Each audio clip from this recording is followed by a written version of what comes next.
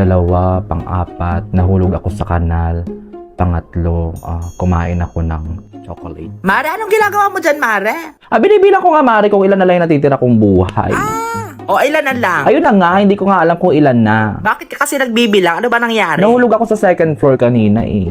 So, nabawasan na naman. Ay, -1 yan, di maganda yan. Ay, pagod magbilang, nakakaloka naman. Bakit ba naman kasi kailangan siyam ang buhay natin? Hindi ba pwedeng isahan na lang para hindi na tayo nahihirapan ng ganito? Ay, ganun talaga para more chances. Hindi naman magandang biro ang ganitong buhay. Pero hayaan mo na lang. Nakakaloka naman. I-enjoy mo na lang yan siya. So, parang last ko na to. Parang tansya ko, last ko na eh. Ay, wag naman. Pinahirapan pa ako bago kunin. Hindi naman yata magandang biro yan, Mare. Alam mo, huwag ka naman stress. I-enjoy na lang natin ang life. May pagkain sa inyo, Mare? Meron. Tara, pakain daw. Ako'y nagugutom na. Tara na, dali. Pero i-check mo muna ha. Baka may lason yun. Or baka naman may mga matinik tayo dyang makain.